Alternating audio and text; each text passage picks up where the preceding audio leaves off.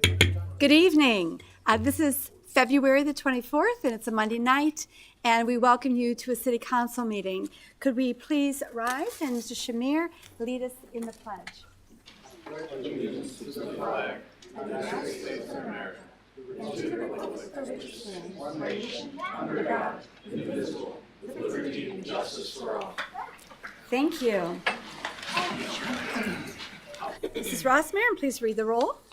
Mr. Arnold. Here. Mrs. Vanderbosch. Here. Ms. Gentry. Mr. Koss. Here. Mr. Shamir. Here. Mr. Smith. Mr. Zuber. Here. Mayor Spetzel. Here. Law Director Ebert. Here. Finance Director Crossy. Public Works Director Litzkovic. Here. Thank you. Are there any objections to Ms. Gentry and Mr. Smith's absences? Seeing none, then we will move on to legislation. The first is an appointment of firefighter/paramedic. Ms. Rossmarin, please read ordinance number 2531 by title only. An ordinance confirming the appointment of Tanner Reeser as firefighter/paramedic in the fire department and declaring an emergency. Mr. Zuber. I move for the suspension of the council rule requiring 3 readings. Mrs. Rossmarin. Mr. Shamir. Yes. Mr. Zuber. Yes. Mr. Arnold. Yes. Mrs. Vanderbosch. Yes. Mr. Koss. Yes. Thank you. It has passed. Mr. Zuber. I move for the passage of ordinance number 2531. In discussion. We had discussion about Tanner at the collected committee meeting last week to move him forward to passage this evening. I think the mayor has some comments about him. Mr. Mayor. Thank you. I want to welcome Tanner Reeser, his family, and all our firemen here. Thank you. A little bit about Tanner. So Tanner grew up in Lorain County, graduated from Elyria Catholic in 2016. Currently resides in North Ridgeville with his wife, who's present, and his 2 kids, who are also present. Denver and Laney. All right. Tanner attended Tri-C Fire Academy, and he's a recent graduate from the paramedic school at Lorain County Community College. During that time, he actually spent some time with the Avon Lake Fire Department as part of his required paramedic education, so they got a chance to get to know him. He comes to Avon Lake with 2.5 years of experience, full-time at Sandusky Fire Department and part-time experience at Eaton Township Fire Department.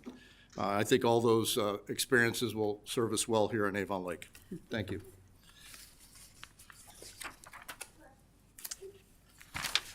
Mr. Zuber. Anything else? The only other comment is that he will be paid at step 1, $2,732.75 biweekly. Thank you. Anyone else? Any further discussion? Seeing none, Mrs. Rossmarin, the roll. Mr. Shamir. Yes. Mr. Zuber. Yes. Mr. Arnold. Yes. Mrs. Vanderbosch. Yes. Mr. Koss. Yes. Thank you. It has passed. Now is the swearing-in ceremony of Tanner Reeser.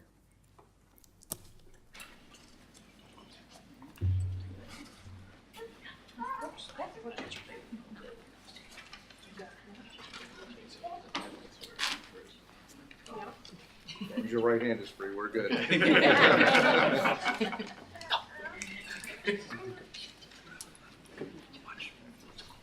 There? Okay. I state your name.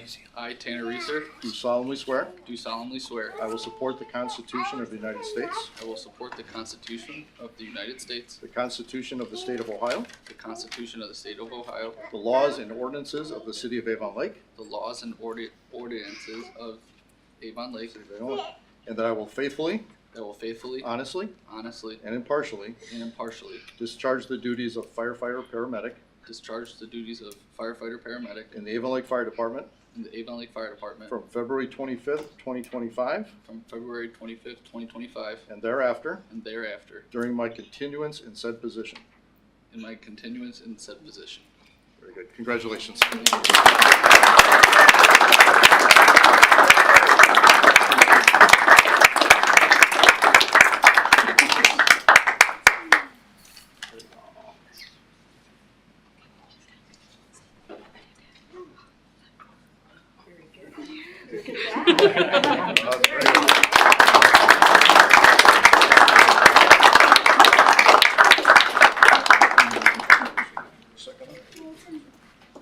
You one-handed okay?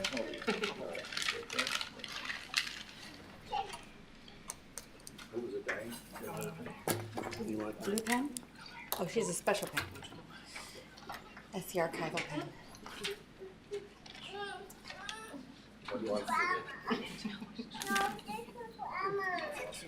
Thank you. Congratulations. It's official. Thank you. Chief, do you have anything else? Nope, that's it. Thank you. All right.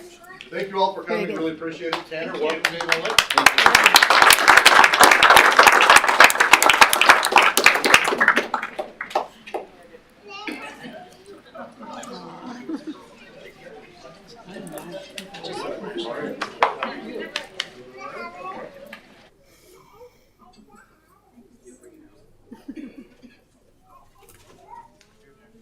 There's another little one back here.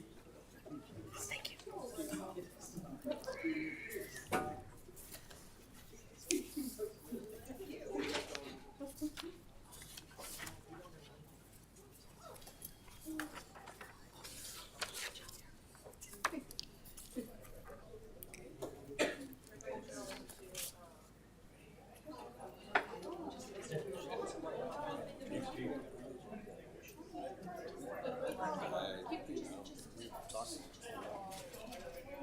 Hey, Dave.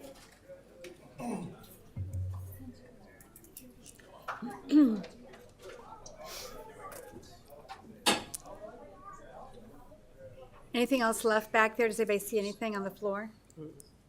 There's a coat at the far end. That's someone else's stuff. Okay, someone else's? Okay, very good. Okay, we're going to move along now.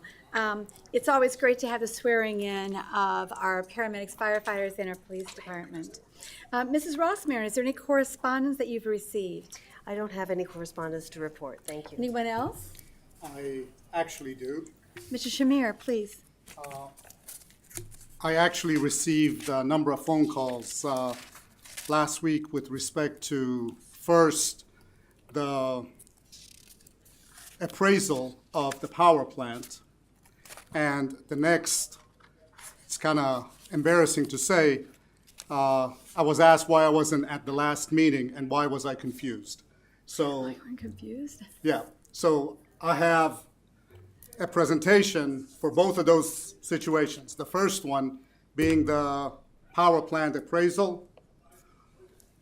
So one of the things that Mr. Zimmerman handed to me on Tuesday when we were leaving the building is the Sowers Bowie Associates LLC appraisal for 74 West Shore Road in Avon Lake. So when you take a look at this appraisal, one of the things that you see is, Whoop. Sorry. One of the things that you see is that you have a property out here, so it's right there, which correlates to this property. And it's lakefront property at 740 West Shore Road.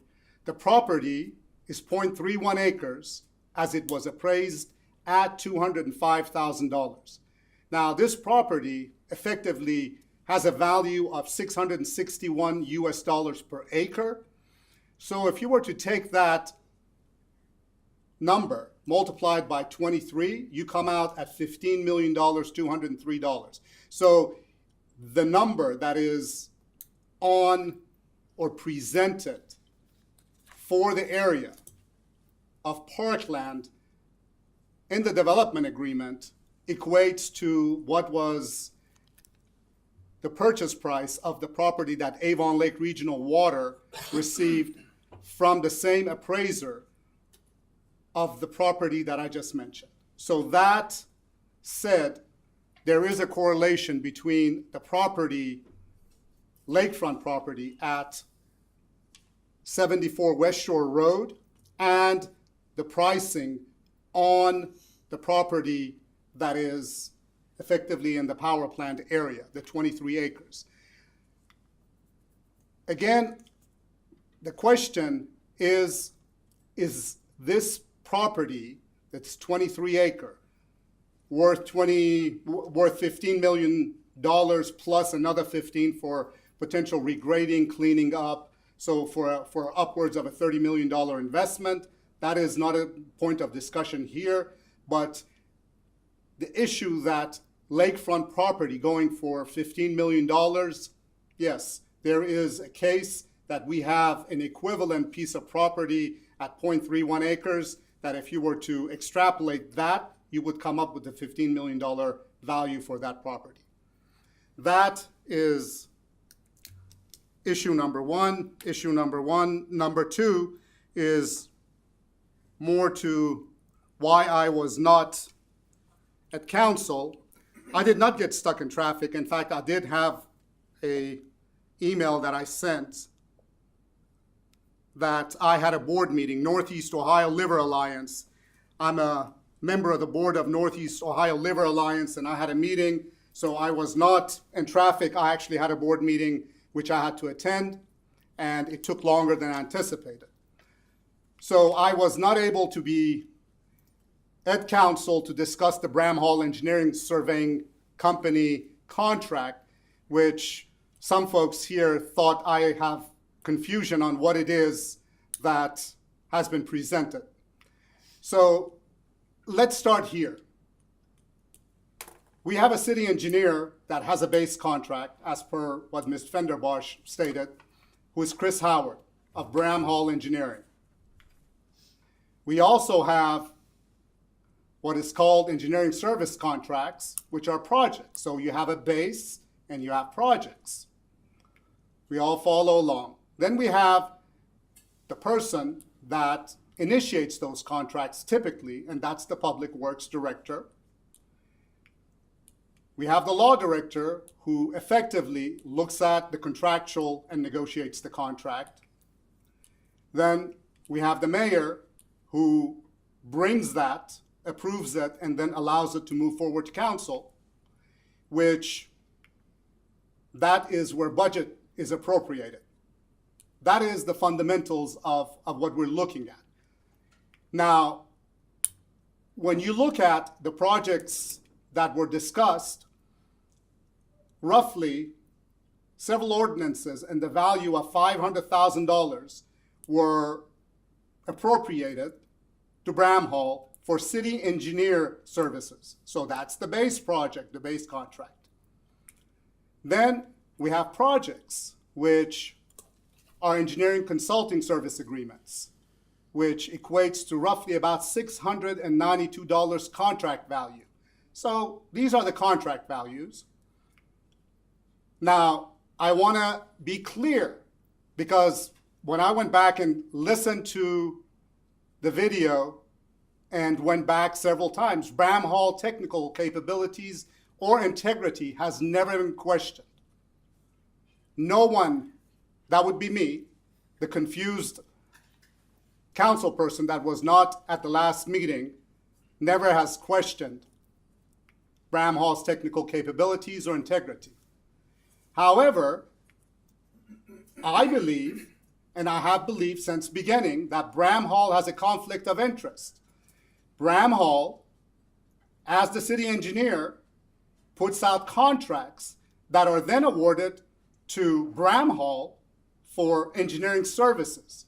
So you got Bramhall here, puts out a contract, goes through the cycle, and Bramhall Engineering does the engineering services. I may be confused on a lot of things, but procurement is what I do on a daily basis. Now, what is in question is the integrity of our procurement process.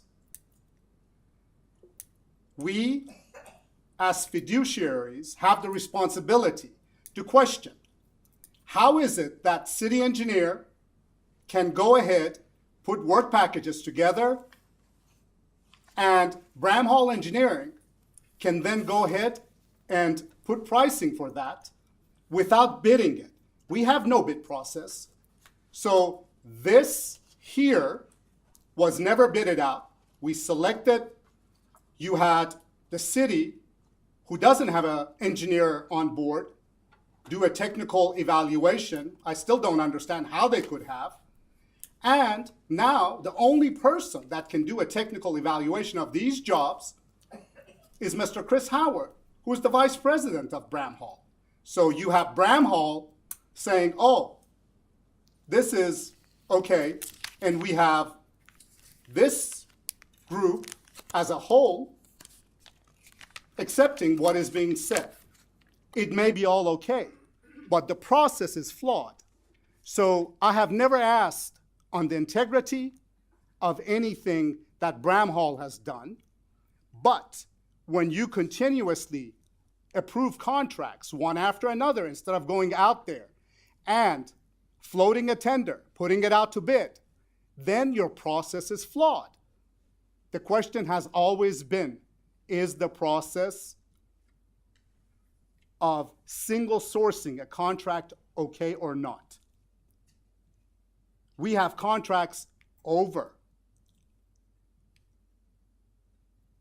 50, over 75, over $300,000 that are here that have been awarded.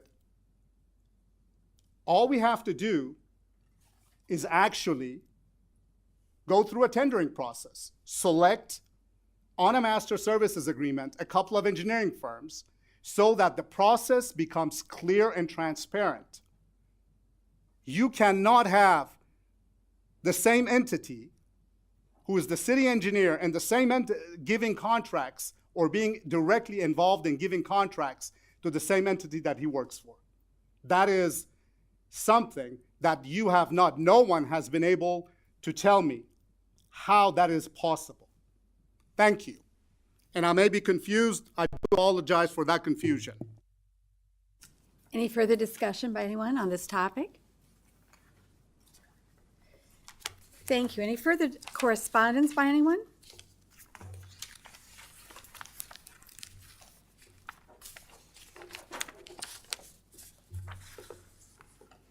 Okay, we're now going to go into reports. And this is the time, council people, that if your committee needs a suspension of the rule, this is the time to discuss why it is that you need a suspension of the rule. Because at the time that we go for suspension of the rule, there is no discussion for it. So we're going to start, first of all, with the mayor, with his report. Thank you, Council President Fenderbush. So this is postseason for winter athletics at the high school. So I wanted to highlight a few of our scholar athletes and what's going on. They're doing some great things. The wrestling team is going to district finals. They have 13 individuals moving on, and they have 2 sectional champions. The wrestling team also won their 3rd straight SWC title with 5 individual champs. And wrestler Jack Valerino is also the all-time winningest wrestler, currently with 147 wins and counting. So I want to congratulate our boys wrestling team. Our boys swimming, Jake Gilbride finished 9th in the state in diving. He's also an all-Ohio diver. We had 2 shore gals that went to state swimming. Aubrey Kosar took 1st in the 50 free and 100 backstroke. And Carly Teisel also went to states for swimming.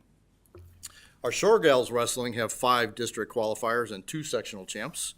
Our shore gals basketball team recently beat Westlake in the district finals, and they're going to be moving on to regional finals next week.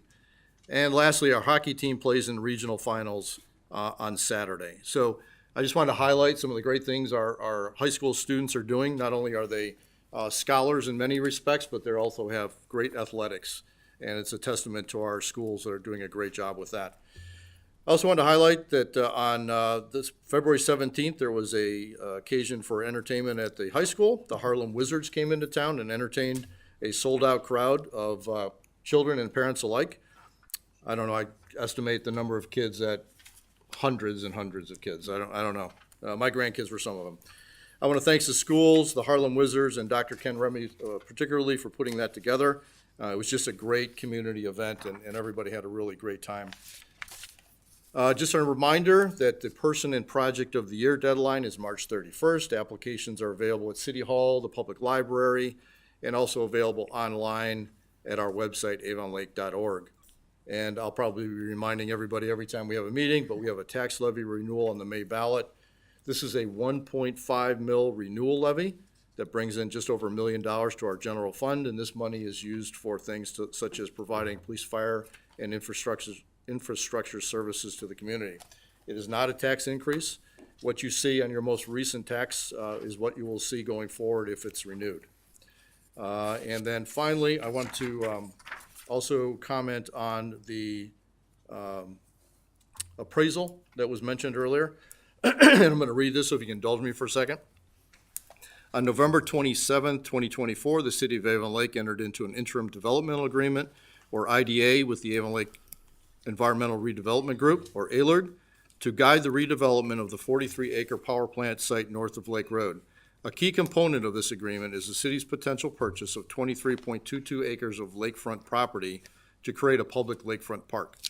Under the IDA, the city may acquire this land using tax increment financing, with funding capped at $15 million or 25% of the total TIF revenue, whichever is lower. Based on this framework, the estimated property value is approximately $646,000 per acre. The agreement also mandates an appraisal be conducted as part of the future purchase negotiations. There were some concerns over the appraisal methodology. In July of '23, the Lorain County Metro Parks sought to purchase 5 acres of the proposed parkland through a coastal zone management grant from the Ohio Department of Natural Resources. The grant would have provided up to $4 million for land acquisition. Lorain County Metro Parks entered into an asset purchase agreement with ALERG to acquire the 5 acres at a price of $800,000 per acre.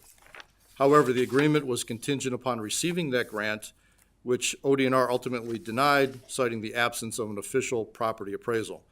To address this issue and prepare for future grant opportunities, Lorain County Metro Parks commissioned an appraisal, which is the one that Mr. Shamir highlighted, in October of '23.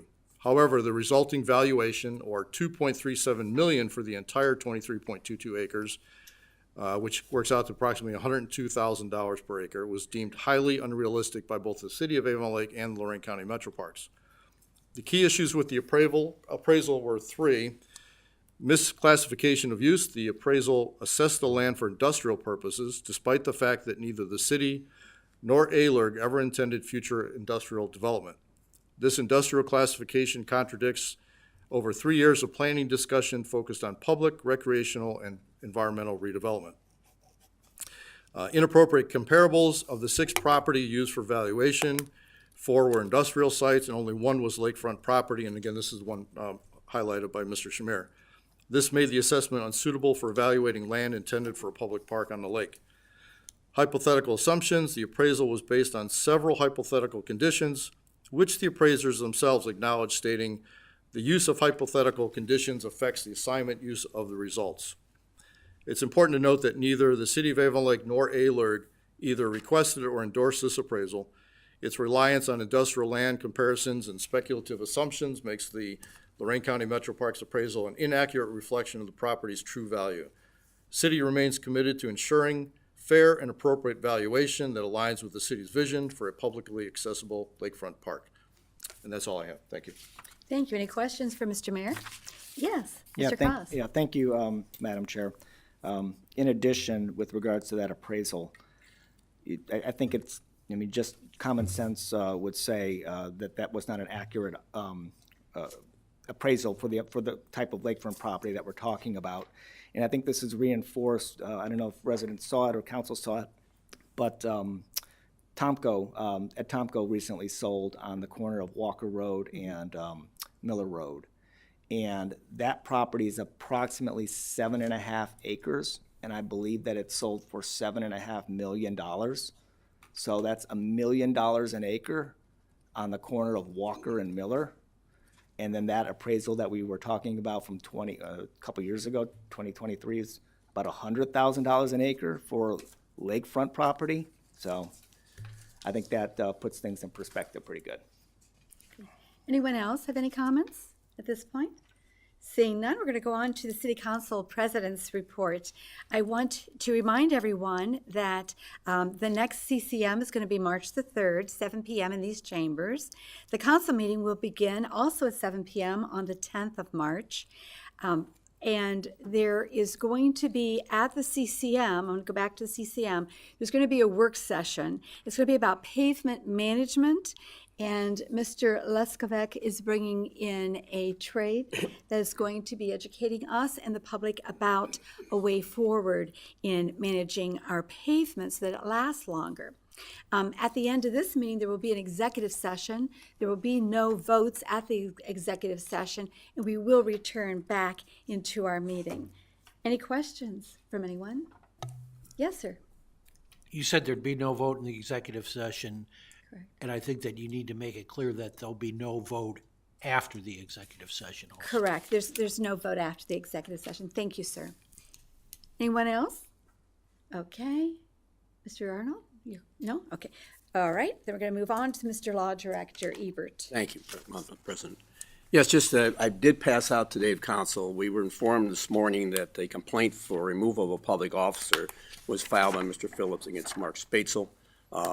We haven't had a chance to, no one's been served this yet. We will discuss this in executive session tonight since we got a litigation evaluation tonight in executive session. So this will be brought up and talked more, and obviously we'll be responding to this forthwith. So any questions on that, we can talk about that in executive session tonight. Thank you. Any questions for Mr. Ebert? Okay, seeing none, we're going to go on to the Finance Director. She is out ill this evening. Is there a Finance Director report, Mr. Mayor, that we need to discuss?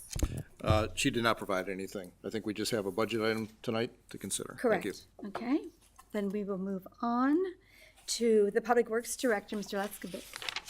Yeah, good evening. I just have really two updates this evening, which were shared earlier in the SERP meeting. But I just wanted to provide an update on the Alps Phase 1 construction process. We've got provided an update from the contractor looking to start that work the week of March 3rd.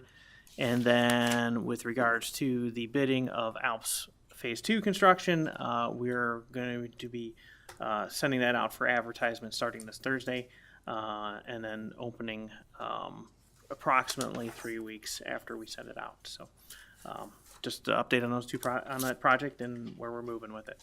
Thank you, sir. I think the public would like to know, is there an approximate date of when the shovel goes into the ground and we start on Phase 2? I would love to really give you a good idea, but I'm anticipating right now end of May or through June, a date on that. But we'll find out once the contractor has been awarded, because then we'll get a schedule from them that will define that date much more specifically. Thank you. Any questions for Mr. Leskovic? Okay, seeing none, we're going to then move on to standing committees. And the very first standing committee is Building and Utilities. It's Ms. Gentry. Two of the members are here, Mr. Shamir and Mr. Arnold. Is there anything to report from Building and Utilities at this point? Okay, later today, I'm going to have one of you sponsor her ordinances. Mr. Arnold? Very good. Okay, thank you, sir. Okay, the next one has to do with what we call SERP. It's Communications, Environmental, and Recreation Program. Mr. Shamir. Today, at the SERP meeting, we approved the Sentinel-1 renewal contract in the amount of $47,288.34. And with respect to the ALPS program, as Mr. Leskovic said, the dates for Phase 1, anticipated date for completion is May of 2025, and for Phase 2 is June of 2026. Those are anticipated dates. Nothing else. Thank you. Thank you. Any questions for Mr. Shamir? Seeing none, thank you, sir. We're going to move on to Mr. Arnold with Economic Development Committee. Thank you. I have no report this evening. Thank you, sir. We're going to move on now to Finance with Mr. Zuber. Chairman, Madam Chairman, we have 4 items on the agenda. The first item is the budget. This is the third reading of the budget, and I think that we've been discussing this for 5 months now with several different rounds. We would always like to have some more money, but one thing I will say is we did budget a 3% decrease in income tax, and income tax collections are up 3% so far this year. I haven't got to the latest numbers, but I just wanted to bring that forward. We also have 3 items for the Judge Manning. I did speak with her this evening, or today, and we're asking that those would be moved at second reading. She is putting on an order for those to be done and those to take effect by April 1st. So in my discussions with her, we talked about us passing them on the 10th with the suspension of the rule. Thank And you our very next much. meeting will be on the 3rd of March. I have a meeting with the finance director later on this week to go over the agenda for next week's meeting. Thank you. Any questions for Mr. Zuber? Okay, seeing none, we're going to go on now to Mr. Smith's committee, Human Resources, which Mr. Zuber is going to be helping us with tonight. Okay. We do have several items for HR also on. 2 of them are suspension of the rule. One is the job description for the property maintenance specialist. That goes from a part-time to a full-time position. We want to get that passed so the advertising can be done and we can look for that person before the spring. And the other is the assistant finance director. That's also a suspension of the rule. We have had discussions for several months, I think even back when I was chairman of this committee back last year prior to Mr. Smith coming on board, about the job description, and Ms. Jerka will be accepting that position. She has spoken with the finance director and desires to take that position. So that will also be a suspension of the rule. And we also have, we look to suspend the rule on March 10th for the codifying ordinance update. That's just bringing our full-time employees in line with what the unions received and what their benefits are, so that now our non-bargaining employees will have those benefits as well. Thank you. Any questions for Mr. Zuber? Seeing none, we're going to move on to Public Safety and Health. Mr. Cos. Thank you, Madam President. The Public Safety and Health Committee met on February the 18th at 5:30 here in the council chambers. There were a number of items on the agenda, and all of those items passed with a 2-0 vote. And I have those 6 items on tonight's agenda, and I will address those during first reading. Nothing is up for a vote on those tonight. Like I said, they're all up for first reading. There was one additional item that was discussed that did not require any council action, and that was the purchase of the Motorola body cameras and in-car cameras for the incoming new police vehicles that we purchase every year. There are 3 car cameras and 4 body cameras. They always order 1 extra body camera. So that did not require any action from the committee because the price was below the $50,000. Thank you, sir. Any questions for Mr. Cos? Seeing none, we're going to move on to the Public Service, which I chair, and we actually have a lot on our agenda tonight. There are 7 items. The first 2 items are third readings, and they pertain to the agricultural district declaring, once again, because we do this every 5 years, ABK Limited and LNK Limited as agricultural districts. And when we get to them, we will discuss those. They have met the city's use requirements in the past, along with the acreage, and they're up again. The next ones are all going to be suspension of the rule tonight. And the reason is, I'm going to give you the general first. The reason is that we wanted to wait until the budget was going to be passed so that we could be putting these before us. And the first one is an ordinance authorizing the purchase of parts for the Beast. That is the grinder that grinds up the stumps. And we're getting into that season. We've got a whole pile of tree debris that's waiting for these parts to be installed. And it's one corporation. There's only one corporation that makes it.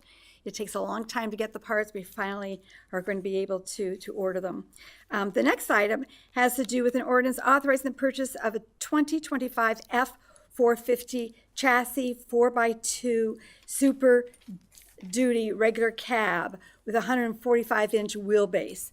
Now, you're probably wondering, well, why do you have to do suspension of the rule for those? Well, Ford Motor Company has what they call the vehicle bank. And what that means is that cities need to get their orders in, and Ford will close it. And there are only so many that they're going to be making. It isn't like if you and I were going to go to the dealership and order a car. And we need to meet their deadlines, so we need to get it in before they close them. So suspension of the rule will be asked there. The next one is an ordinance authorizing the purchase of a brine system for the Public Works Department. And that, too, is something that we need right now. The brine system, when it snows, they put it out. It reduces the use of salt.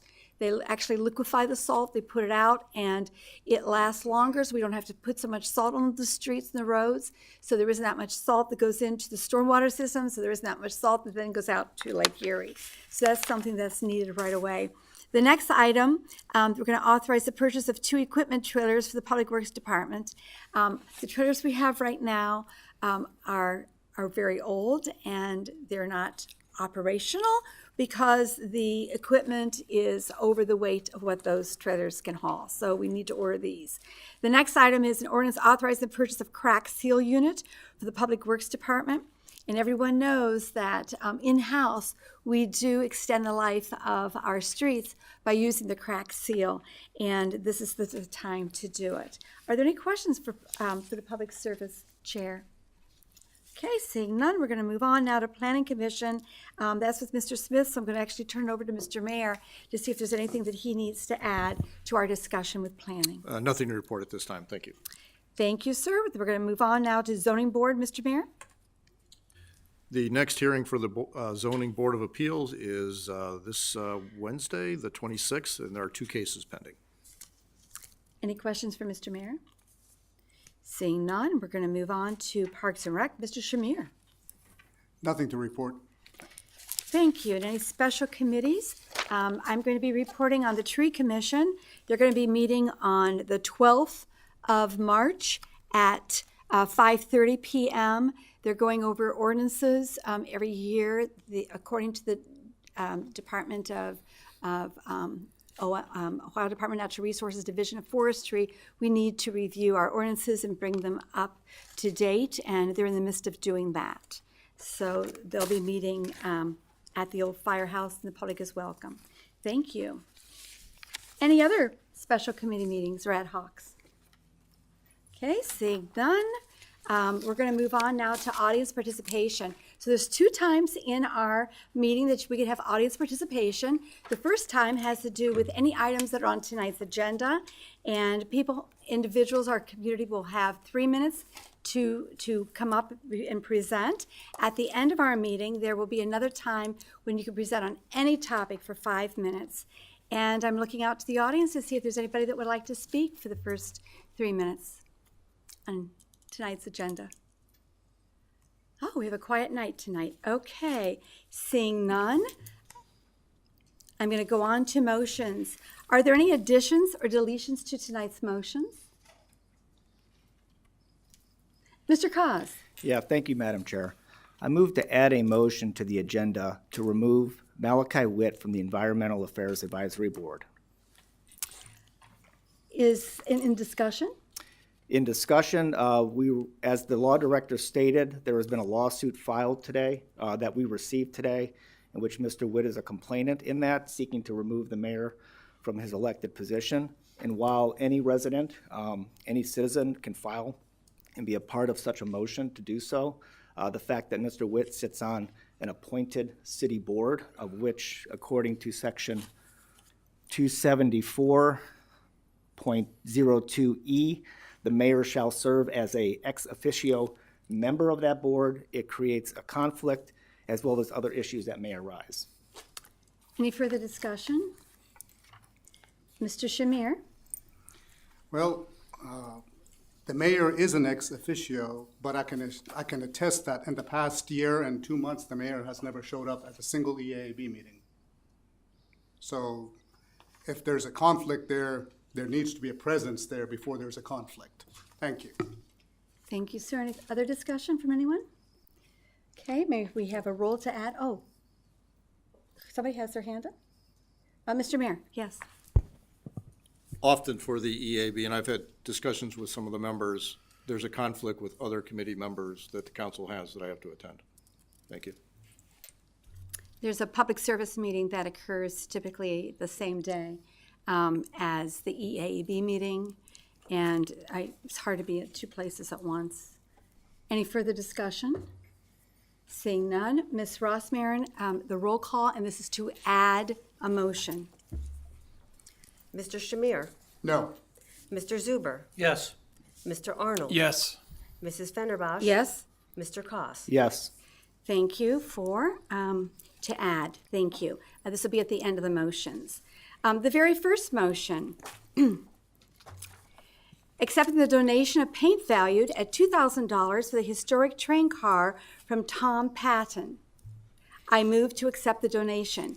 In discussion, this is the paint that goes on to the train car that's over by the old by the old shopping center. And he has donated it, and the value is around $2,000. It's something that has been negotiated through the Historical Society. Any discussion? Yep. Yes, Mr. Cos. Yeah, thank you, Madam Chair, Madam President. Mr. Liskovic, have you made contact yet with either Mr. Patton or Mr. Tomanek to retrieve the paint once this passes? No, I have not yet, but obviously once it does, we'll set that up accordingly. Okay. If you could just kind of keep me in the loop on that, I want to make sure that we stay Absolutely. on schedule with that. Thank you. Thank you. We have a motion on the floor, sir. And this is not public discussion. Well, you added something to the agenda. I have a right to speak on it now, since it's going to be added, correct? No, sir. Why not? Why not? You're changing the rules, Jennifer, to make them fit? That's fine. You do what you want. You Thank you, just sir. continue to violate people's rights, okay? You just do. Thank you, sir. We have a motion, discussion. We now need to have a roll. Mrs. Rossmarin? Mr. Shamir? Yes. Mr. Zuber? Yes. Mr. Arnold? Yes. Mrs. Fenderbosh? Yes? Mr. Koss. Yes. Thank you. It is passed. Mr. Shamir, the next motion, please. I move to confirm the mayor's appointment of Chip Minish and Tim Schultz to the Communication and Technology Commission for terms commencing February 25th, 2025 and expiring December 31st, 2027. In discussion, sir. Nothing to this. Okay, anyone else? Yes, Mr. Mayor? Yeah, I'd like to speak on our candidates here, and you know, these people are very important to our continuing the work of the city. We have Chip Minnick and Tim Schultz for the Digital Media Commission, but Communication and Technology Commission. Chip Minnick has served on the board the commission since 22. He also served on a Charter Review Commission in 23. He has served faithfully and brings a unique and valuable perspective to this commission. He has a bachelor's of education from Miami University. He is active volunteering. He is currently working as a sales account manager, and we look forward to have him continue.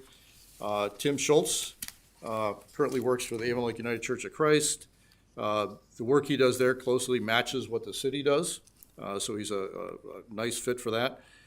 He deals with mass communications, promotions, graphic design, photography, video, AV electronics in his current job. He's been a resident of Avon Lake for over 20 years. He's got a major in communications, electronic media, and marketing. And again, he's been very active volunteering and in the community. And I look forward to hopefully both of them continuing on. Thank you. Thank you. Any further discussion? Okay, we need to have the roll call. Mr. Shamir? Yes. Mr. Zuber? Yes. Mr. Arnold? Yes. Mrs. Fenderbosh? Yes. Mr. Koss. Yes. Thank you. It is passed. Mr. Shamir, the next motion. I move to confirm the mayor's appointment of Lynette Broush to the Parks and Recreation Commission for a term commencing February 25th, 2025 and expiring December 31st, 2027. Thank you. In discussion? Yes, Ms. Broush is actually at the core of the Parks and Recs Commission, and not only she holds the history of the organization, but she's integral to, I think, the future growth and what is required. Yes, and if I could add, she is with the Lorraine County Community College in the early education department, and she brings what she teaches, she brings all of her education of how to serve our younger citizens here. And that is very vital in a Parks and Recreation program. Thank you. Any further discussion? Seeing none, Mr. Mayor, yes? I was going to add, you all said it very well. Lynette's been a long-time member of this commission, brings that history and that continuity to it. She has an education background, including a bachelor's and master's in education. As you indicated, she works at LCC, and she's been a vital member of the commission, bringing a lot of good ideas, and again, that history to the perspective of the Recreation Commission. Thank you. Thank you, Mr. Mayor. Ms. Ross Marin, the roll? Mr. Shamir? Yes. Mr. Zuber? Yes. Mr. Arnold? Yes. Mrs. Fenderbosh? Yes. Mr. Cos? Yes. It is passed. Thank you. Now, Mr. Cos? Thank you. I move to remove Malachi Witt from the Environmental Affairs Advisory Board. In discussion? Yes, I prepared a statement that I'm going to read on this. Sometimes I can't read my own handwriting, so bear with me, please.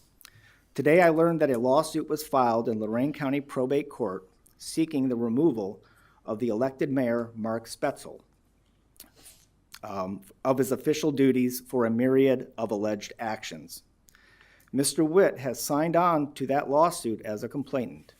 While it is his legal right to file and join a lawsuit against a public official, this action, in my opinion, creates an untenable and toxic environment with regards to his appointment of his volunteer duties. Section 274.02 of the City Code E, letter E, of the codified ordinances states that the mayor shall serve as an ex officio member of the board.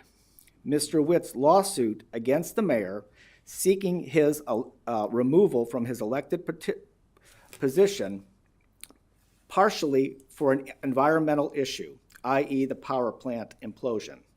In my opinion, this creates a conflict that will prohibit the Environmental Affairs Advisory Board, the mayor's office, and city council from properly doing their mission of the board for the residents of Avon Lake, and it will create a possible risk and potential liability.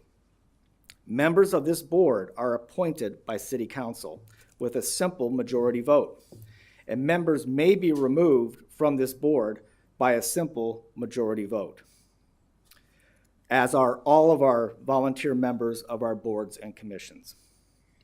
And it is therefore my opinion that the city must remove Mr. Witt from this appointed position due to these conflicts and toxic environment that this could create on behalf of the city of Avon Lake.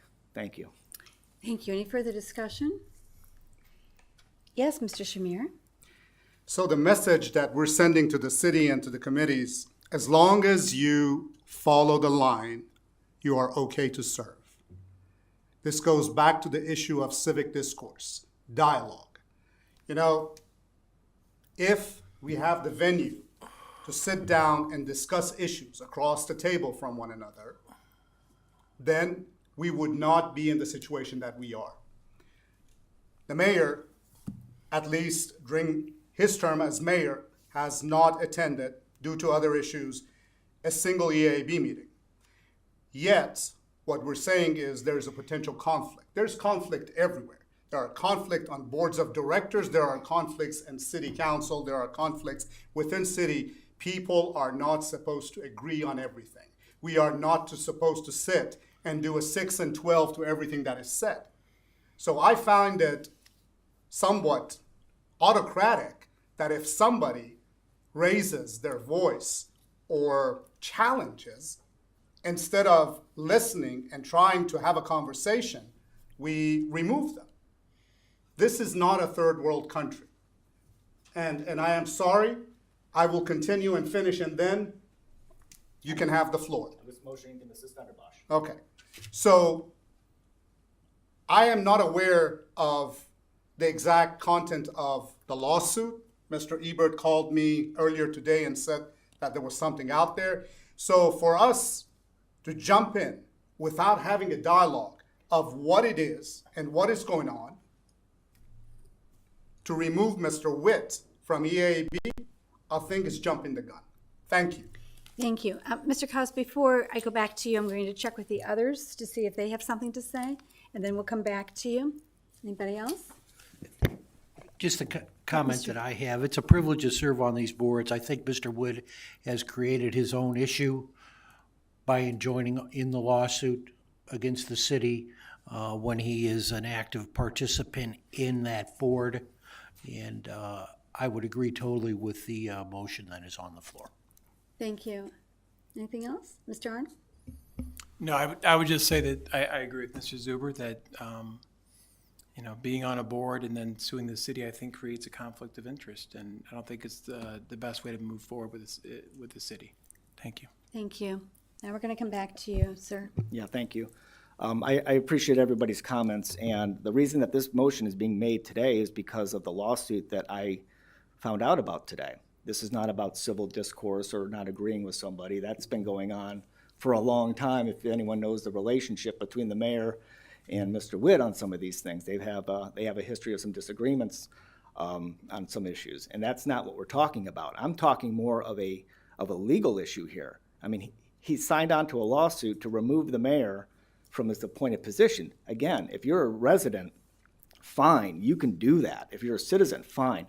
But to be under the umbrella of the city of Avon Lake, to be a representative, an appointed representative of the city of Avon Lake, and at the same time be involved in a lawsuit to remove the chief elected official in the city, partially for some of the duties that he would have under the environmental board and the board that he would oversee, creates all kinds of issues. It just does. It's not as simple as we just want to get him off because he doesn't agree. That's false, because they've been disagreeing for a long time. But today when this came out, it's pretty simple that something needs to change. We can't go forward with a lawsuit where the mayor can't even have a conversation with that board because he's in active litigation on this issue. He can't even go as an ex officio member and discuss the power plant implosion. That's what this has done. And it's made the board on this very important issue unworkable and untenable. It's a toxic environment, pardon the pun, but it just is. So I have no issue with this, and that is the reason that I'm bringing it today, and it wasn't done previously. It's because the situation, the facts have changed as of today, what I learned. Thank you. Thank you. So that everybody understands, boards and commissions are voluntary positions, and they feed up to city council committees with their recommendations. And then city council, we handle the business of the city. And so that's what the relationship is. We're talking about volunteers. Okay, Mrs. Rossmarin, we have a motion on the floor. There's been discussion. Please call the roll. Mr. Shamir? Vehemently no. Mr. Zuber? Yes. Mr. Arnold? Yes. Mrs. Fenderbosh? Yes. Mr. Koss. Yes. Thank you. The motion has passed. We're now at the point of legislation. Again, are there any additions or deletions with the legislation before us tonight? Okay, seeing none, we're going to go on to the third reading. Ms. Rossmarin, please read by title only, ordinance number 25-11. An ordinance authorizing all actions necessary to accept the Northeast Ohio Public Energy Council, NOPEC, 2025 Energized Community Grants and declaring an emergency. Mr. Arnold, in the place of Ms. Gentry. I move for passage of ordinance number 25-11. In discussion? Yes, this is an opportunity for the city to acquire some funds through grants through NOPEC to see if any of our facilities can be used more efficiently. I don't know if the mayor has anything to add on that. Mr. Mayor? Thank you. This award for 2025 is in the amount of $67,390. That is based upon the number of NOPEC participants we have in the city. That's where that number comes from. And as Councilman Kaz said, we use this for energy efficiency purposes, whether it's LED lighting, upgrading HVAC systems, street lighting, and so forth. So it's all about energy conservation. Thank you. Any further discussion? Seeing none, let's have the roll. Mr. Shamir? Yes. Mr. Zuber? Yes. Mr. Arnold? Yes. Mrs. Fenderbosh? Yes. Mr. Koss. Yes. Thank you. It is passed. Ms. Rossmarin, please read resolution number 25-17. A resolution to approve the application made by ABK Limited to have certain land owned by it designated as being located within an agricultural district and declaring an emergency. Yes, this is the third reading. I move that resolution is approved for the application made by ABK Limited to have certain land owned by it designated within the agricultural district as has been read. And whereas in the state of Ohio, sections 929.01 through 929.05 and 611.034 of the Ohio Revised Code permit the establishment of agricultural districts to preserve agricultural land, to exempt land in those districts from the collection of specified utility assessments, to provide other benefits for land in those districts, and it goes on and on. And we have gone through this for 3 readings, and I wanted to bring to everyone's attention that this is for 21.69 acres. Part of it is south of Weber, part of it is north of Weber. And it's all for the manufacturing of oil. So I'm not oil, of grapes, I'm sorry, but wine. Boy, I'll tell you, you thought you were in the oil business, right? They're here in our public audience for the manufacturing of wine. And I move for passage. Any further discussion? Maybe it's the price of oil, right? Okay, we'll have the motion now. We'll have the reading. Mr. Shamir? Yes. Mr. Zuber? Yes. Mr. Arnold? Yes. Mrs. Fenderbosh? Yes. Mr. Koss. Yes. Thank you. This has passed. I move for resolution number 25-18, and I'd like to have Ms. Ross-Marin read the resolution by title only. A resolution to approve the application made by L&K Limited to have certain land owned by it designated as being located within an agricultural district and declaring an emergency. Thank you. And I do move for the resolution to approve the application for L&K Limited. The same Ohio Revised Code sections pertain to this particular one. Again, it's for the production of grapes into wine. And this property has 4.78 acres, but the way it's lined up with the ones we just talked about up before on the north side, and so they do meet over 5 acres. And they've been in the city for a very long time. This is legacy, and it's great to bring them back again. Any further discussion? Yes, sir. Yeah, I've known Lee for 50 years, probably 50 years now, and I just want to thank him for all the help he's given me over the years. And Klingshire Winery is iconic, and he has helped me out several times on several different issues. So I just want to thank him, and I'm glad they're staying, and look forward to spending more time at the winery in the future for many more years. Right, and something I forgot to add is that the Klingshirens are very, very supportive of the Boy Scout whole process through Eagle Scouts, and they share what they have learned about the land with the young people, and I think it's wonderful to pass that along. But and Avon Lake and Vineyards is part of the legacy history here in Avon Lake. So thank you for sticking with it. It's hard work, working with the land. Mother Nature always has tricks up her sleeves, yes. So I'm going to ask Mrs. Oh, yes, we have another comment. Yes, I would like to make a comment on a new discovery for me. I learned about them while they were at the meeting. I went out there, and I can tell you, being in the oil business, it doesn't taste like oil. It's a whole lot better. So it's a wonderful piece of Avon Lake and the future. Thank you. Yes, Mr. Koss? Yeah, thank you. And I too want to echo what Mr. Zuber said, thanking the Klingshirens, the generations of Klingshirens, for what you've been able to provide here to the city of Avon Lake. And just to show how important the Klingshirens are, wine is, just look above Mrs. Fenderbosh's head. And in our city seal, we have the grapes in there, and that's you and your family, Lee. Thank you. Thank you, thank you. Seeing no further discussion, Mrs. Ross-Marin, the roll. Mr. Shamir? Yes. Mr. Zuber? Yes. Mr. Arnold? Yes. Mrs. Fenderbosh? Yes. Mr. Koss. Yes. It has passed. Mrs. Ross Marin, please read by title only, ordinance number 25-19. An ordinance to make appropriations for the current year and other expenditures of the City of Avon Lake for the fiscal year 2025 and declaring an emergency. Mr. Zuber, I move for passage of ordinance number 2519. in discussion?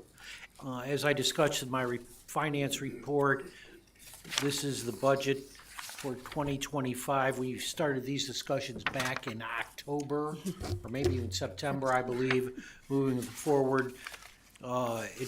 Picked up a lot quicker when we got our new finance director. There's a couple things I'll point out. First of all, we are budgeting $1.2 million more for general fund coming from property taxes. As I stated earlier, a 3% decline in income tax. However, we are proposing little under 1.5 million addition out of the income tax transfer fund, which will take that fund to a very low amount. So hopefully some of our projections will be wrong and we'll be able to collect much more in income tax, so we won't have to run in some of the harder choices next year in the budgeting process. Appreciate the details. Thank you. Any further questions for Mr. Zuber? We're working on this for a long time. Seeing no other comments, Mrs. Rossmarin, the roll. Mr. Shamir. Yes. Mr. Zuber. Yes. Mr. Arnold. Yes. Mrs. Fenderbosh. Yes. Mr. Koss. Thank you. Yes. And 2 is passed. Thank you. We're now going to go into second readings.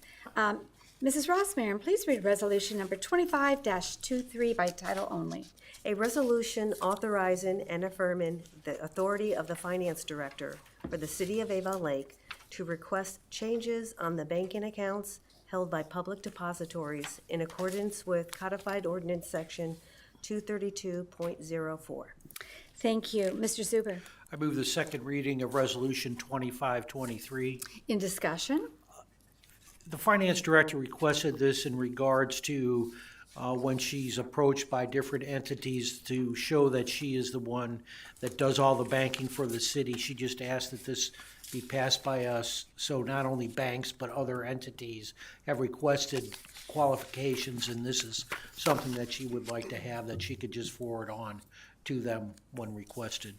Thank you, sir. Any questions for Mr. Zuber? Seeing none, we're going to go on to first readings now. Mrs. Rossmarin, please read ordinance number 25-32 by title only.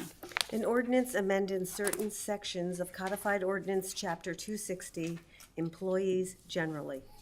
Mr. Zuber, I move the first reading of ordinance number 2532. in discussion. As I stated in the HR report, this was discussed at the HR committee and collective committee meeting last week. We'll move for passage at the next regular meeting on March 10th. This is to update the codified ordinance so that the non-bargaining employees will now receive the same benefit as the collective bargaining people do. And there's several different updates that the HR director went through last week, and like I said, we look for passage of this on March 10th at the next regular meeting. Thank you. Any questions for Mr. Zuber? Seeing none, thank you, Mr. Zuber, again for the details. We're going to move on to ordinance number 25-33. Mrs. Rossmarin, read by title only. An ordinance adopting a job description for the position of property maintenance specialist and establishing the qualifications and duties for said position. Mr. Zuber. I move for the suspension of the council rule requiring 3 readings. Mrs. Rossmarin, the roll. Mr. Shamir. Yes. Mr. Zuber. Yes. Mr. Arnold. Yes. Mrs. Fenderbosh. Yes. Mr. Koss. Thank you. Yes. It has passed. Mr. Zuber, I move for passage of ordinance number 2533. in discussion. This was voted out of the HR committee, Human Resource Committee, and the reason we're passing it now is so that the HR director can start advertising, so hopefully we can fill this position prior to the spring, because that's when the property maintenance code really needs to be enforced with grass and different things like that. But we want to try and get that person in place as soon as possible. Thank you, sir. Any discussion by anyone else? Seeing none, Mrs. Rossmarin, the roll, please. Mr. Shamir? Yes. Mr. Zuber? Yes. Mr. Arnold? Yes. Mrs. Fenderbosh? Yes. Mr. Koss. Yes. Thank you. That too is passed. Ordinance number 25-34, Mrs. Rossmarin, read by title only. An ordinance confirming the mayor's appointment of Judy Jerka to the position of Assistant Finance Director, establishing the rate of compensation for said position, and declaring an emergency. Thank you, Mr. Zuber. I move for the suspension of the council rule requiring 3 readings. Mrs. Rossmarin, the roll. Mr. Shamir? Yes. Mr. Zuber? Yes. Mr. Arnold? Yes. Mrs. Fenderbosh? Yes. Mr. Koss. Yes. Thank you. It is passed. Mr. Zuber. I move for passage of ordinance number 2534. In discussion? This is appointing Judy Jerka to the Assistant Finance Director position. We've had discussions about this for some time. She's basically been acting in that position, I think, for the last probably year at least or longer. And these were some discussions that were had when she was first brought into the position also. Yes, Mr. Mayor, is there any further discussion from you? I would just add that she's currently our payroll person. She's very detailed, very responsible, has a desire to learn a little bit more about the finance role, and she works very well with Director Crossy, so we look forward to having her on board. Anyone else? I can say that during the budget time, we were putting it together. She was very, very helpful in providing Mr. Mayor with all the data and the spreadsheets that she needed, that he needed. That's really outside of what her job description was, and very pleasant about it, very detailed. And we're here today with a finance director, and they get along very, very well. So I'm looking forward to this relationship. Mrs. Rossmarin, the roll. Mr. Shamir? Yes. Mr. Zuber? Yes. Mr. Arnold? Yes. Mrs. Fenderbosh? Yes. Mr. Koss. Yes. It has passed. Thank you. Ordinance number 25-35, Mrs. Rossmarin, read by title only. An ordinance adopting the City of Avon Lake disaster plan. Mr. Koss. Yeah, thank you, Madam President. This is the first reading of ordinance number 25-35. This is an issue that's been being studied and being worked on by the city administration and the safety forces, specifically the fire chief, Jeremy Betza, for a number of months now. He brought a completed version to the Public Safety and Health Committee meeting earlier this month, where it passed with a 2-0 vote to forward it on to council for 3 readings. Mrs. Rossmarin, if we can have I know that we had a copy of it available, I think, on the CCM agenda. Yes. If we can make sure that for future readings, if we can have a copy of it available for the public, if online or if not, you know, Okay. so I that will way do they that. can review it as well will too, do that. prior to adoption on the 3rd reading. Okay. That would be great. I think that the important thing to recognize, a redacted copy, let me Yes. back up on that, a redacted copy. I think the important thing to remember on this document, and the fire chief did a great job of pointing this out to the committee and other members of council, is the proposed Avon Lake disaster plan is not a document telling the residents what to do in the case of an emergency. It is a document directing the city, the administration, the safety forces what to do, and then subsequently telling the residents what to do in the event of an emergency. So we're going to go 3 full readings on this. If I sense that there's a number of questions on it, I'll ask Chief Betza to come to a future CCM for further discussion if need be. Thank you. Thank you. Any further discussion from anyone on this topic? Okay, we're going to move on then. Thank you, Mr. Koss. Ordinance number 25-37, Mrs. Rossmarin, read by title only. An ordinance amending codified ordinance section 238.01, community disaster plan. Thank you. Mr. Koss? Yeah, thank you. This is the first reading of 3 on ordinance number 25-36, which is the companion piece to the disaster plan. This amends the codified ordinance section, which establishes the disaster plan.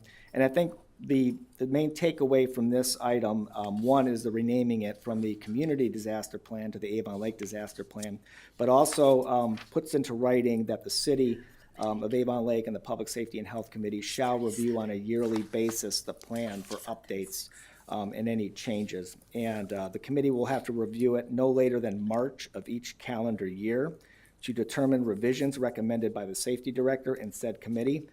However, additional revisions may be considered and may as necessary as determined by the safety committee and committee, or by the safety director and said committee. So we're mandating that it has to be reviewed by March of each year, but at the same time, if a change needs to be made and the recommendation from the safety director or the committee, council can make a change to this as needed.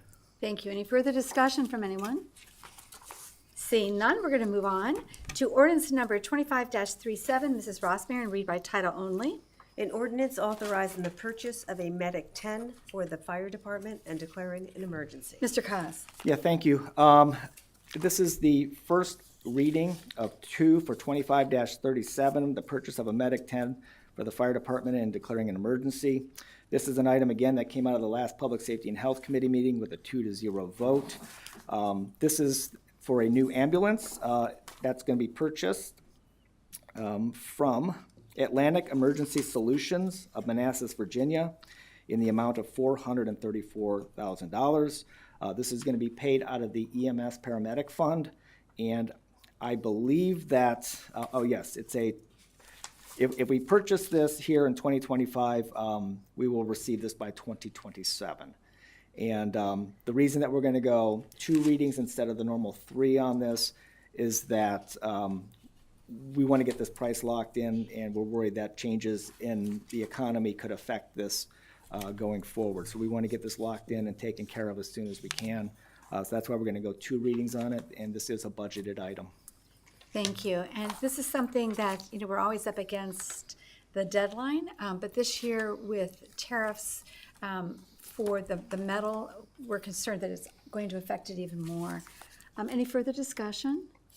Seeing none, okay, we're going to go on then to ordinance number 25-38. Mrs. Rossmarin, read by title only. An ordinance authorizing the purchase of an engine 5 for the fire department and declaring an emergency. Mr. Cos. Yeah, thank you. This is the first reading of 2 for ordinance number 25-38, the purchase of engine 5 for the fire department. Again, this is an item that came out of the last Public Safety and Health Committee meeting, and this is for the purchase of the new vehicle from Atlantic Emergency Solutions of Manassas, Virginia. And this will be in the amount of $1,278,735, less a prepayment discount of $100,560, for a net total of $1,178,175. Sorry about that. This is an item, again, that is projected for this is a purchase that we're looking to do now. I don't think that we're going to receive this. I'm trying to recall the year. I'll correct it next year if I'm wrong, or next week if I'm wrong. But I believe we won't receive this until 2030 or something like that. So I'll pin that down. This is 48 to 52 months. This is a long-term purchase for the city. We're not getting this anytime soon. Again, the reason for the suspension that we want to do after 2 readings is, again, to lock in the price in case there's any changes to the economy take place. This is going to be paid for. I wish the finance director was here, Mrs. Crossy. She could speak to it. But this and the next item, we're going to be paid for out of some bonds or notes that we're still determining, and it will be contingent on, this purchase will be contingent on securing the funds through that process. Right, and these are internal bonds. We will not be going to the public for a vote. These are internal bonds. Thank you. Any further discussion on this item? Okay, seeing none, we're going to move on to 25-39. Mrs. Rossmarin, read by title only. An ordinance authorizing the purchase of a Heavy Rescue 7 for the fire department and declaring an emergency. Mr. Cos. Yeah, thank you. Once again, this is the first reading of 2. This one on ordinance number 25-39. This came out of the last Public Safety and Health Committee meeting with a 2-0 vote. This will be for the purchase of the Heavy Rescue 7, and the purchase will be, again, from Atlantic Emergency Solutions of Manassas, Virginia, for the Pierce Impel Heavy Rescue 7 for the fire department in the amount of $1,516,220, less a prepayment amount of $107,573.47, for a total of $1,408,646.53. Again, this will be paid for through a combination or use of bonds or notes, and it will be contingent on that system working, and the mayor, the authorization for the mayor to sign the contract will be contingent upon the funds being available through those methods. Thank you. Great, and it's also fair to say that this is, the current prices are through Sourcewell Cooperative Program to obtain these prices. Thank you. Any further discussion? Okay, seeing none, we're going to move on then to Resolution 25-40. Mrs. Rossmarin, read by title only. A resolution of the City Council of the City of Avon Lake adopting a Vision Zero in the Lorain County Comprehensive Safety Action Plan. Mr. Cos. Thank you. Again, this is another item that came out of the last Public Safety and Health Committee meeting. And this is here requesting that the City of Avon Lake pass a resolution adopting the Vision Zero plan. This is an item that came out of the Lorain County Board of Health. And the Lorain County Board of Health is attempting to acquire federal funding to essentially eliminate, to the best that we can, vehicular accidents and deaths by the year 2040, I believe is what it is. And funding would become available throughout the county as long as the members of the individual communities, townships, and municipalities sign on to the county board's efforts to do so. So what we have in our packet and what the presentation that was made to the committee is the resolution of the City Council adopting the Vision Zero plan and the Lorain County Comprehensive Safety Action Plan. Members of the committee and council did receive a copy of that. It's a rather large document. I think that we have a copy on file if residents want to see it. They can contact Mrs. Rossmarin. We'll have it on file here. But I think this is a great effort to pass this, to join the rest of the county in seeking these federal funds for safety improvements, not just in the county, but more specifically in the city of Avon Lake. Thank you. Any questions for Mr. Cos? Seeing none, then we're going to move on to Resolution 2540. Mrs. Rossmarin, read by title only. 41, rather. An ordinance authorizing the purchase of parts for the Beast horizontal grinder for the Public Works Department and declaring an emergency. I move for suspension of the rule requiring 3 readings. Mrs. Rossmarin, the roll. Mr. Shamir? Yes. Mr. Zuber? Yes. Mr. Arnold? Yes. Mrs. Fenderbosh? Yes. Mr. Cos? Yes. Thank you. That's passed. Mrs. Rossmarin, I move for passage of ordinance number 25-41. In discussion, this is the beast that we've been talking about, and it is a sole source quote that was received from Stevenson Equipment of Harrisburg, Pennsylvania, in the amount of $60,115.74. And this is a piece of equipment that Public Works definitely uses. They use it not only on the Public Works site to grind up those big tree trunks and branches that they bring in that are too large to go into our machines, but it's also a trunk grinder. And I understand that it has a few other uses. Mr. Leskovec, do you want to expand upon how the beast is used? Well, I'll correct. They're actually, Okay. the primary function is it's a horizontal processing equipment for woody materials such as limbs, trunks, and stumps like that. So that is its only uses that we are using that equipment for. Thank you very much. At this point in time, are there any other questions or discussion items on the beast? Seeing none, Mrs. Rossmarin, the roll, please. Mr. Shamir? Yes. Mr. Zuber? Yes. Mr. Arnold? Yes. Mrs. Fenderbosh? Yes. Mr. Cos? Yes. Thank you. This too is passed. Ordinance number 25-42. I move for suspension of the rule Mrs. Rossmarin, read by title only. An ordinance authorizing the purchase of a 2025 F-450 chassis, 4x2 Super Duty regular cab, 145-inch wheelbase for the Public Works Department and declaring an emergency. Thank you. Now I move for suspension of the rule requiring 3 readings. Mrs. Rossmarin, the roll. Mr. Shamir? Yes. Mr. Zuber? Yes. Mr. Arnold? Yes. Mrs. Fenderbosh? Yes. Mr. Cos? Yes. Thank you. This too is passed. I move for ordinance number 25-42. to authorize the purchase of the equipment that we just spoke about, an F-450 chassis. This is coming from Valley Truck Centers of Cleveland, Ohio, in the amount not to exceed $96,976. And this is declared to be an emergency, the emergency being the necessity to provide the Public Works Department with equipment in order that they may promptly and efficiently perform their duties to take advantage of the state purchase price, thus is for the health, safety, and welfare of the citizens of Avon Lake. Mr. Leskovic, is there anything else you'd like to add to this particular discussion? Only additional item too, that this is the complementing item for an Ohio EPA grant we received last year. Thank you, sir. So it won't cost us the entire $96,976. Very good. Any further discussion? Seeing none, Mrs. Ross Marin, the roll. Mr. Shamir? Yes. Mr. Zuber? Yes. Mr. Arnold? Yes. Mrs. Fenderbosh? Yes. Mr. Koss. Yes. Thank you. This is passed.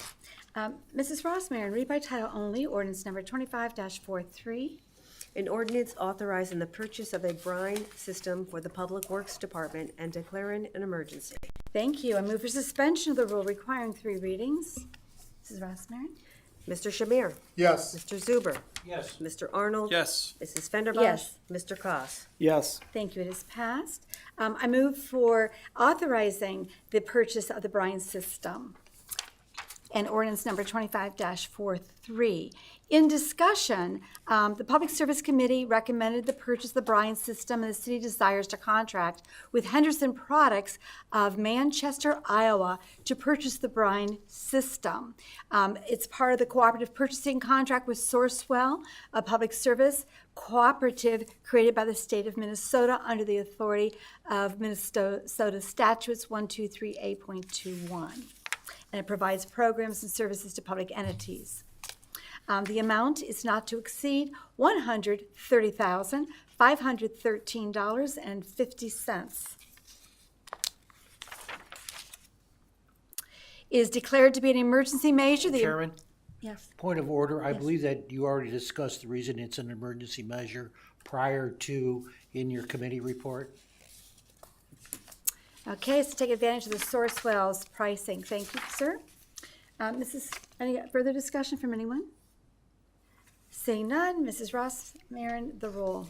Mr. Shamir? Yes. Mr. Zuber? Yes. Mr. Arnold? Yes. Mrs. Fenderbosh? Yes. Mr. Koss. Yes. Thank you. This is passed.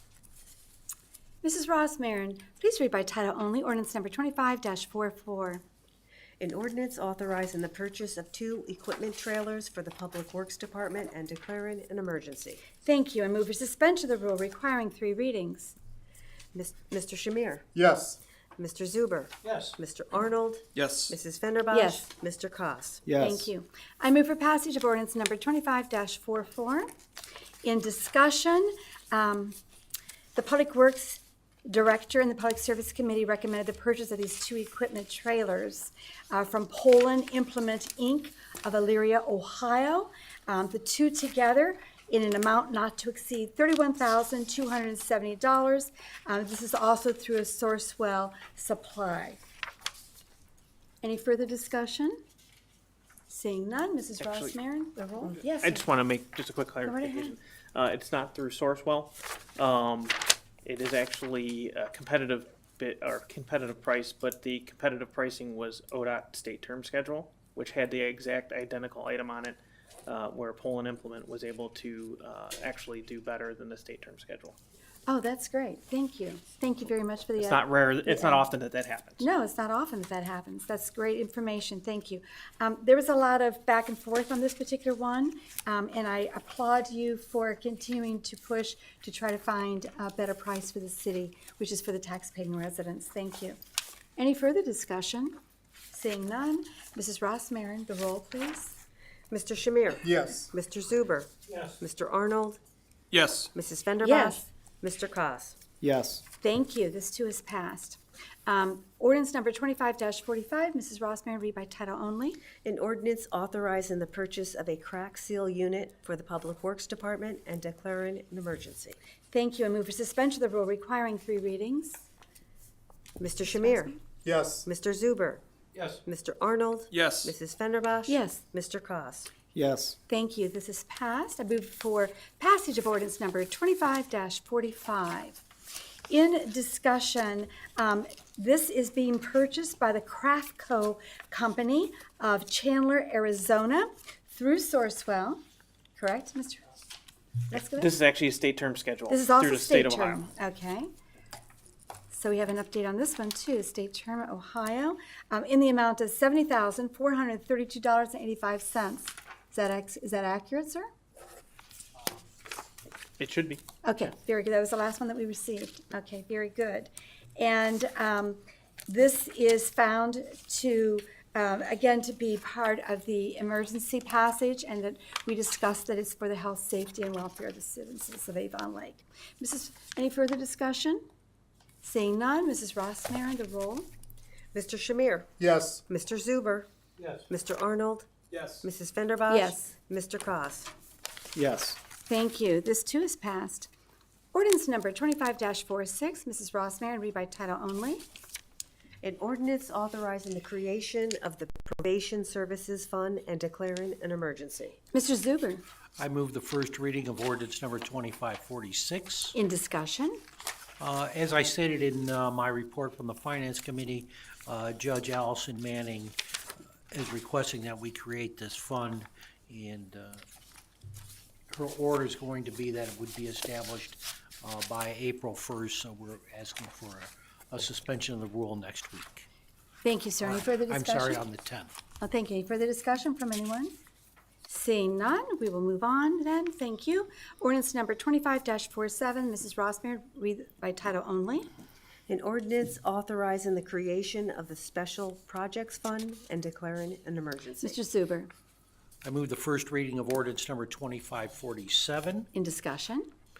This is also part of the order that Judge Manning has issued to us to create this fund, and the next piece of legislation is also from an order from her. Thank you. Any further discussion by anyone? Seeing none, we will move on then to ordinance number 25-48. Mrs. Rossmarin, read by title only. An ordinance authorizing the creation of the Legal Research and Court Computerization Fund and declaring an emergency. Mr. Zuber, I move the first reading of ordinance number 2548. in discussion. As I stated, this is a new fund to be established per the request and order of Judge Manning. Any further discussion by anyone on this topic? Okay, seeing none. That brings us to the public input section, that the public can speak on any topic that they'd like for 5 minutes. And whoever would like to come up first, just say your name and the city that you're from. Thank you. I'm Malachi Witz, live in Avon Lake. Shocked by the speedy movement of this council. We've probably never seen that before. But as this talk of conflict of interest, Rob Shamirley so clearly laid it out, and our scholar David Koss immediately took action on that. But Madam Council Chair, if you could answer one question for me, and I'm fully prepared to use my full time to hear your response. Since we're talking about conflicts of interest, we're identifying them so clearly here. Can you please answer for me and everyone watching why Chris Howard, who works for Bramhaw, is passing work and contracts to his own company, a clear conflict of interest, and why, more specifically, that has not been investigated, why it continues. And yet we've seen today how so quickly the council is to act on perceived and suspect or this just David Koss's opinion of conflict of interest. Yet we have it clearly identified here. As Mr. Shamir shown, we've had examples of Zach Arnold, the entire council allowing him to not vote, abstain from voting because of a conflict of interest. So we're able to identify those. Why is Chris Howard still the city engineer and passing work to himself, his own company? Can you answer that? Absolutely. I'd be happy to respond if I may. First of all, there's two functions that an engineer would be doing. In-house, If we had an in-house engineer, he would be performing the baseline. And all the items that you saw there are two parts of the baseline that were not pointed out. The first part is what would be approved by City Council as baseline. The second part are items that the mayor, within the budget that the mayor could approve without coming to City Council, would be included in baseline. And those would be the same items that an exempt employee would be performing if they were here with the city engineering department. The items that are on the outside are items that the city would go outside to contract for. And if we didn't have an engineering firm, which we don't have, they would go out to the city engineer. He's not giving them to himself. It's the city that is giving them out as items that need to go forward. I do not see it as a conflict of interest because our charter does say that there is a professional services agreement. And I'd like to turn it over to our law director who can expound upon that so that the public understands why we're not going out for a bid at this point. Thank you for your question. Yes, professional contracts are either done by RFQ or they're specific by state also. And they're done by our charter also for professional services. We go out occasionally as far as to compare costs, et cetera. The Bromholm Engineering Firm has been very good to the city when we lost our engineering department in the city as far as doing the projects. They actually go out and bid the projects. We don't, from that standpoint, they get the best bid to come back to the service, to the public services as far as work to be done. But they're not a bid project as far as professional services like the engineering is done. Thank you. And you also want to have someone who knows the city. And they've worked with the city for a long time. They know the storm sewers, the sanitaries, et cetera, the areas that flood, et cetera. So from that standpoint, they are qualified, have the experience to know when they go out for these projects, what needs to be done. Thank you. Mr. Witt, you have a little bit over 1 minute. Mr. Shamir has his hand up. May I refer to Mr. Shamir? Yes. Mr. Shamir, thank you. I have to disagree. If we want to look at conflict of interest, Bramhall and Mr. Chris Howard recused themselves on the approval of Avon Lake Regional Water connection because the company, Bramhall Engineering, had done the engineering work, and as such, the city engineer, who was Bramhall, could not approve it. Yet, we're talking about Bramhall, the city engineer, putting out packages that is then bid on, no, awarded to, yes, Bramhall for oversight. So that is a direct connection from the city engineer to the company that is doing the work, Bramhall. So Mr. Chris Howard is the vice president of Bramhall. The company that is doing the work is Bramhall Engineering. So what the discussion has been, yes, you can have the city engineer as Bramhall, but the other contract should be going out to bid. And it's not a matter of knowing the work.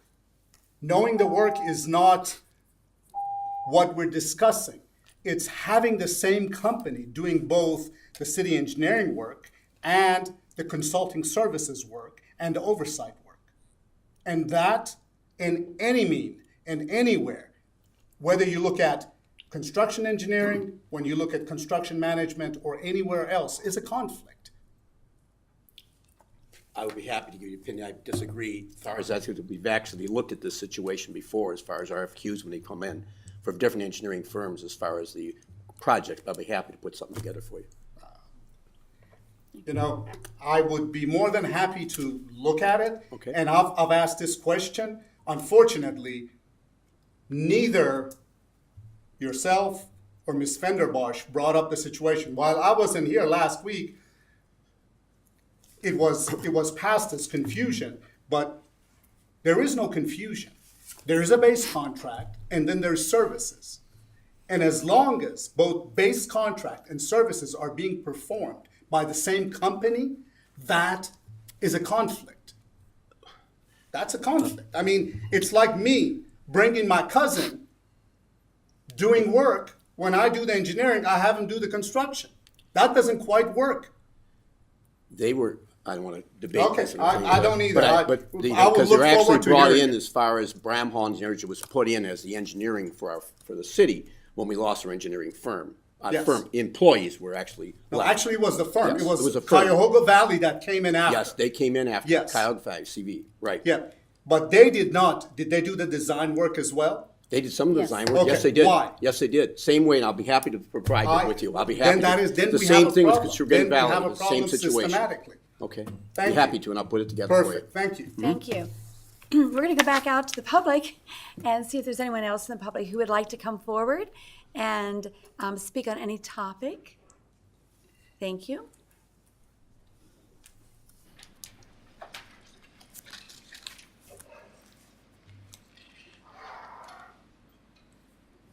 Gerald Phillips, Avon Lake, concerned citizen.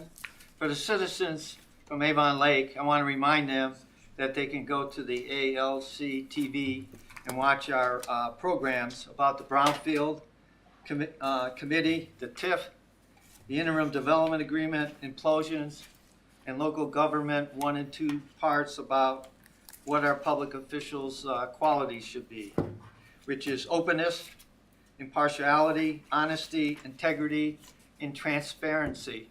Unfortunately, we have a mayor who fails in all 5 categories. He's had a year. His history is quite impressive on how he fails to satisfy those. First example is the implosion.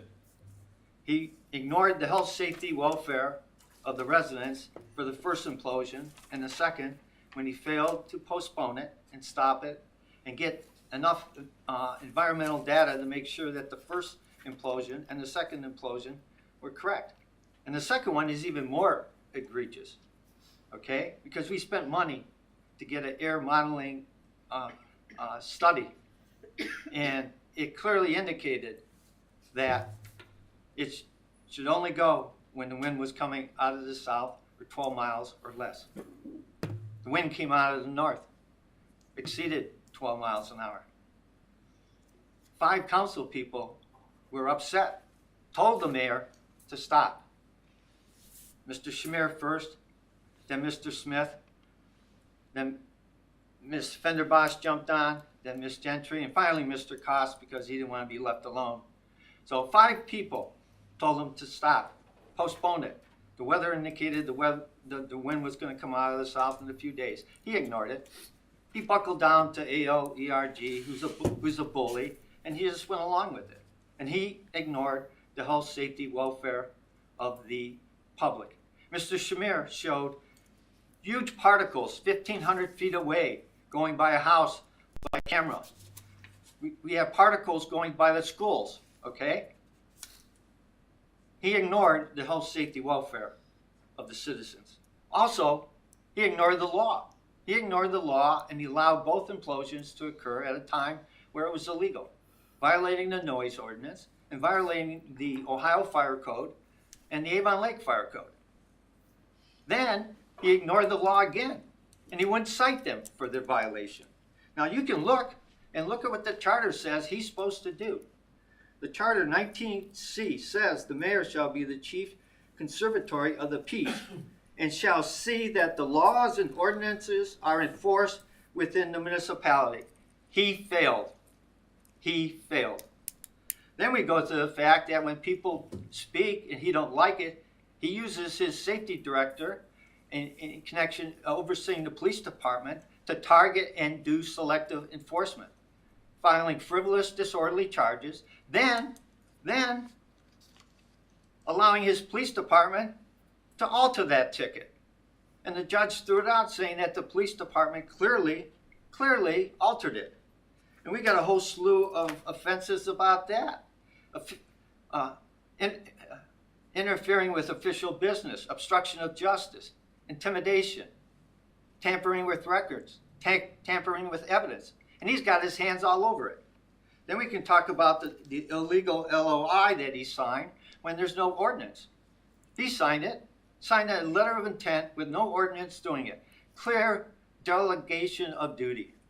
He's guilty of misfeasance, nonfeasance, and malfeasance. How about civil rights?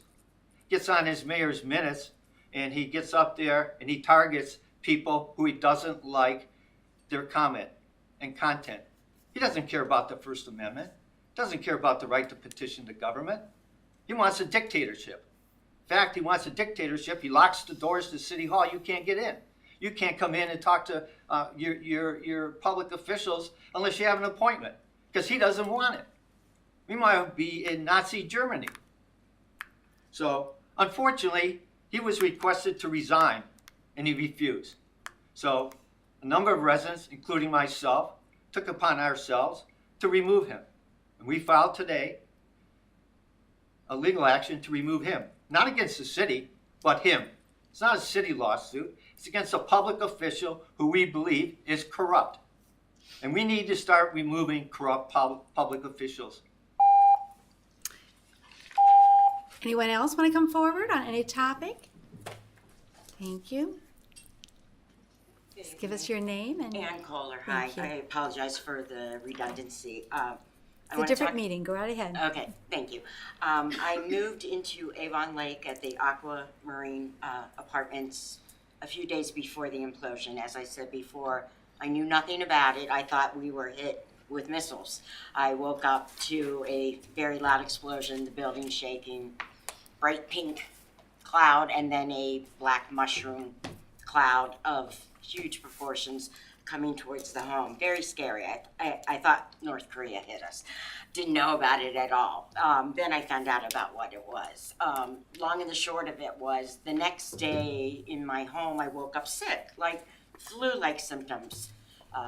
Headache, sore throat, breathing, fever, off balance, dizzy, nausea, and I just thought it was coming down with a cold, flu. I have not felt better since that next day.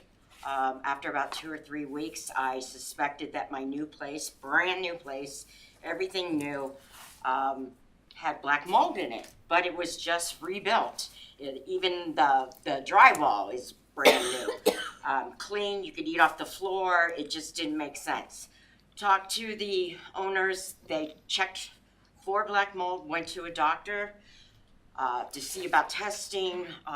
It's very difficult. You have to go into the holistic side, very expensive side of medicine that's not covered by insurance. There was no black mold in the apartment. I did notice black grime on things. It just didn't make sense. And a lot of the products that I purchased were like the humidifiers I purchased a day or two before Christmas. I noticed, I figured out what was going on. Pulled out the filters, they're filthy black. You touch plastic, you put your finger down it, black soot, greasy. My home has been overwhelmed with this black, greasy pollution, and then I figured, oh my goodness, I lived in New York City. The first thing I thought was 9/11. All those people who had passed away, all those emergency workers, police, firefighters, etc. 15 years later, and I thought, what's gonna happen in 15 years? Because I've been documenting this pollution in my home on a daily basis, the fevers, changing the filters, the walls, just, it's not going away, and it's frightening, and my concern is that everyone was saying, oh, it was safe, but I'm thinking asbestos, PCP, lead, all those yucky things that were in the World Trade Center when the buildings went down. And then 20 years later, all those first responders, leukemia, mesothelioma, etc., as well as on a daily basis, I am scrubbing my house. And I'm documenting it. I am continuing to see different physicians. So I just wanted to come to say to the city, hey, something's wrong here. It did come to my house. It still is coming into my home. It has affected my health. I have had a fever between 99 and 102 off and on every single day for over 2 months. That's not normal. That's just not normal. I had been dizzy, kind of nauseated from being dizzy, a little off balance. It's all connected, you know, that kind of woozy, foggy feeling. I don't feel good since the day after the implosion. I can't scientifically link that, but commonsensically, in my head, I think it's connected. Could be wrong, don't know. But I saw it. It came into my home. It's still coming into my home. And I have products that contain that soot, that gross black yuckiness that's sticky to your fingers, that's on the wall. And those filters are the inside of my lungs. That's the inside of my lungs. And I just wanted to make that public. Thank you for sharing. Thank you. As we said, and to stay here, as we said at the last meeting, you're going to be, you've invited into your home Yes. Mr. Shamir, Yes. along with members of the EAEB. We've talked about an industrial hygienist, which is with the state of Ohio, be free to evaluate with you and your doctors. Yes. And also working with Verdantis, our environmental consultant, to try to get down to the bottom of it. That's great. And I believe because you've come before us that others, if your neighbors have it, they will too be coming forward. So we are here to Awesome. hear you. Thank Okay, you. I do have a question regarding that. Financially, who's going to bear the burden? I can't. Of those companies coming in, I have. Well, the Verdantis, we pay for them. Okay, perfect. Okay, the Environmental Affairs Advisory Board are volunteers. Okay, Mr. great. Shamir is a councilman here. Right. And the industrial hygienist is paid for by your taxes. For the Perfect. State of Ohio Department of Health. Okay, So thank you for coming Thank you forward. very much. And Mr. Shamir is going to be following up, right, sir? Yes. all Very right. good. Thank you so much. Thank you for coming All forward. right. Anyone else with any topics? Any topics at all? Come on forward.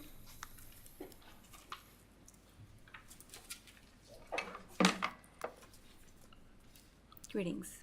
William Zimmerman, beautiful Avon Lake. So you violated our civil rights again by not allowing us to speak on an issue that you added to the agenda. We should have had 3 minutes, each and every one of us, as part of the regular meeting. Just because he brings it up after the fact doesn't make it so that we can't speak on it. I don't know how he found out about it. Hasn't been sent to the city yet. It was filed at 11:30 this morning. So did he get an email, a phone call, a courier? Who knows? So it's not even legal yet because you don't have a legal copy about the document. So why is he able to make any kind of statements about it? This is why I call him a fraud, because he's out of line. He's not acting appropriately. He's not representing the Ward 4 people. He's representing himself.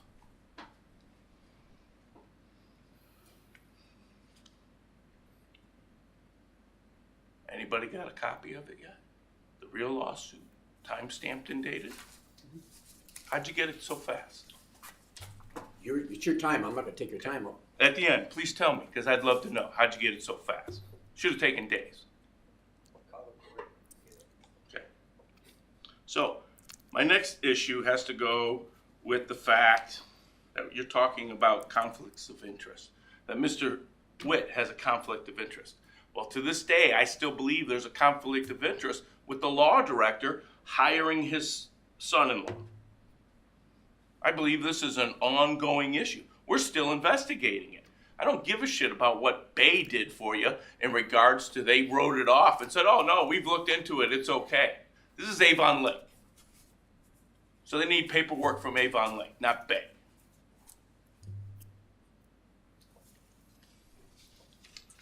So again, I have my pictures of the 2 tickets, which I'll be glad to share with the media. So they have some idea of the kind of things the police department does, tampering with evidence. So again, I want to go back to parliamentary authority. Technicalities of parliamentary procedure shall not be invoked except when necessary to avoid or prevent an interruption or the orderly procedure of business before council. That's A. B is Robert's Rules of Order, newly revised, shall govern the proceedings of council in all cases not provided by this chapter or the charter, and in any case where they are not inconsistent with this chapter. The proceeding officer shall adhere to and enforce the parliamentary authority together with the rules contained in this chapter. That's the end of the chapter. She neglects her duty repeatedly about this. Repeatedly. Robert's rules shall govern the proceedings in all cases. I don't give a crap what this guy says, because he's just 2 inches above a snake, because he told me that 2.5 years ago. So from my standpoint, I don't care what he has to say, because 90% of it isn't true. So for you just to follow sheepishly behind his wordage isn't accurate. Shall govern in all cases. I think that's pretty clear. Doesn't leave much room for discussion even. As far as the lawsuit goes, this has been long coming. As citizens, concerned citizens, as Mr. Phillips says, watch our show. For a year, we've put up with this crap from this mayor. He is out of bounds. Way out of bounds. We're calling him on it. And be assured, he's not the first official that'll be called on it. You should just resign and get it over with so you don't have to worry about it anymore. You can respond I think to that me, would be sir? easier. Yeah, I'm talking to you. I know my voice is going right at you. Thank you. I don't have to look at you. You're pointing to him. Thank you, sir. Just resign. Anyone else like to come forward on any topic? Mr. Klingshirn, come on up. I'm Lee Klingshirn. I own Klingshirn Winery along with my wife Nancy. And I'd just like to point out it's always been a privilege and an honor to be able to carry on our type of operation in this growing city. So again, I will thank you all for allowing me the special designation and the good job that I perceive all of you to do every day. Thank you very much. Thank you. Anybody else want to come forward on any topic? It's now time for miscellaneous business and announcements. I see no one else coming forward. Does anyone have any information they want to share? To my left, to my right, Mr. Shamir. Yes, there's a Ward 1 meeting tomorrow afternoon at 5:30 at the library. Thank you. Thank you. Anyone else? I have some, yes, Mr. Mayor, go ahead. Yes, thank you. I will say personally, it's very difficult to sit here and listen to the constant barrage of factually incorrect information, baseless allegations that keep being presented towards this council. Obviously, there's a pending lawsuit, so I'm going to be careful on what I say, which obviously restricts my ability to tell the truth. However, I would say that the information that Mr. Phillips presented tonight is completely baseless and false. He indicated that I target residents. I had nothing to do with the ticket, not one iota, not one bit, but that doesn't stop him. The implosion, he said I ignored it. I did not ignore it. Both occasions, both implosions, I went to ALERG and asked them to not do it. My ability to stop it would have resulted in a lawsuit, which we would have lost, cost the city a lot of money. There would have been no basis for it, and it would have went on anyway. So we evaluate all these things despite their allegations. We evaluate and look at all these things. They talk about particulars going by the school. We have air quality monitoring online on the website that talks about what was in those particles that went by the school. None of that. All of the air quality results showed the presence of any kind of contaminants were either non-detect, which means they weren't present, or well below the allowable limits. So again, they keep throwing all this out, and it's very difficult for me to sit here and listen to these false allegations, but we will defend ourselves. We will pay tax dollars to defend ourselves against false, factual, or lack of factual information and frivolous lawsuits, and we'll continue to do that because it's not fair to the community, it's not fair to the council members or the administration to have to put up with these continual false lies. Thank you. Thank you. I have something to add tonight. I have some very good news. The National Ozone Garden Network has again awarded another $2,000 grant to the Avon Lake Ground Ozone Garden. And involved in that particular grant, we have a partnership between the City of Avon Lake, Avon on the Lake Garden Club, the Avon Lake Library, along with the Avon Lake School District. With that grant, we will be sending Ashley Johnson, she is a science teacher at the high school, to Boulder, Colorado, August the 12th through the 14th at the NSF, National Center for Atmospheric Research, for a workshop, a 2-day workshop. Again, with that grant, we will be receiving an air quality monitor at the library that will be utilized to document ground ozone. And finally, we will be sharing the metrics that we have learned from the studies with the public. There will be 4 outreach sessions this year. There will be 4 outreach sessions next year. And we are involved with the following groups. I see your hand. I'll be right with you, Mr. Shamir. To support this particular activity is NASA, UCAR Center for Science Education, the Center for Astrophysics with Harvard and Smithsonian, along with the National Ozone Garden Network. And it's a great opportunity for all of us. Mr. Shamir? Yes. I would like to make a comment with respect to the implosion. There was an agreement in place. ALERG came in and they agreed that we would jointly do a air dispersion modeling. And the understanding was across the board that we would follow the results of those modeling simulations, which indicated that the best condition, the most suitable condition, would be winds coming from the south to the north. Now, the implosion occurred. We had soot, which carried over the southern part of where the implosion took place. Chatham Circle, all the way towards the schools, and as it was initially stated, over the coal yard and beyond. Their recommendation was also, which was then removed, was to take ground samples within the first 6 inches so that we understand what actually took place. That was put aside. Now, we talk about sampling that was done and frivolous activities. Now, I do not agree with the tone that is used by some of our residents towards the council. However,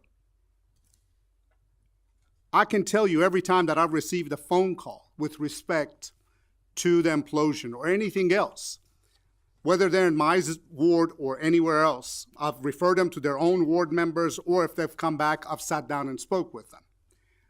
The issue of soot, the issue of particulate occurred. Whether we want to say that there was nothing in it or something in it, that is not the point or the question. There was soot that landed on people's cars and people's homes and potentially in their HVAC system. So those are the things that as a city we need to take a look at. We need to take a look at and see if there was an impact. If there is an impact, then we need to look at it. If it entered the homes, then let's inspect those homes and check and see if their air filters are blackened with soot. If it is, remove it, clean those. These are steps that as a community, we need to take. We need to take a look at it. When Ms. Kohler came today and requested a meeting, I sat down and she said, these are my issues. She showed me pictures, which I have, and videos of brand new humidifier filters which had rust in them. It doesn't make sense for a humidifier filter to have rust in them. It doesn't make sense for brand new trash cans to have black soot on them. So the question should not be, there was no impact and you should be okay. This question should be okay. The answer is, we'll take a look at it. Let's take a look. We need to make sure that we, as the governing body in this city, are looking out for the people that live and may be impacted. It's not about whether it's happened or not. It's about making sure that it didn't happen, and if it did, we take care of it. So we had an opportunity to follow the law. And if ALERG said no, they bought into what was discussed. The moment that they sat here and we agreed on doing the dispersion modeling, we agreed based on the fact that they would wait until the conditions were correct. It wasn't that we did air dispersion modeling and then they said, the hell with you. We will go and do what we want to do. It is the responsibility of this city to ensure that we are protected. And they had already agreed to it. So I will not sit here and listen to something about, well, we told them and they did not agree. It is our job to make sure that we do everything that is in our power to stop it and allow it to happen when the conditions are correct. And I'm sorry, I was not about to bite my tongue on that issue. Thank you very much. Thank you, sir. Any further discussion? Yes. Yes. If I may, just to clarify, we received the complaint through notice from the media, and we always, quite frankly, my firm goes through and every week checks the filing, so we found out the complaint was filed, got a copy of it, so that's where we got it from. And we consider this vexatious litigation by Mr. Phillips, so we will be responding accordingly, but that's how we received the complaint. Thank you. Thank you. Any further miscellaneous business? Seeing none, we have a need for an executive session. Mr. Cause. Thank you. Excuse me. Thank you, Madam President. And I move that in compliance with Ohio Revised Code Section 121.22G3, Council will adjourn to executive session to discuss existing and pending litigation and Ohio Revised Code Section 121.22G8 to discuss information related to an applicant for economic development assistance. Thank you. And in that particular executive session, I would like to have Council Clerk Ross Marin there. She handles many of our documents, and this will be a first. Who else would you like to have there? Who else would you like to have there? Law Director? Okay. And Ted. Ted Esborn, Ted Esborn and the mayor. along with all of the elected officials. Anyone else? And the mayor. Right, and the mayor, elected official, right? And that brings all of us here. And with that, we need to have a roll call. Thank you. Mr. Shamir? Yes. Mr. Zuber? Yes. Mr. Arnold? Yes. Mrs. Fenderbach? Yes. Mr. Cox? Yes. Thank you. We will reconvene up here. If you want to stay, there's a conference room downstairs, the very first stairway. You can take it straight down. If you don't want to stay, then you can take the stairway all the way at the far end. Thank you for coming this evening. We will be back after we reconvene. That's true.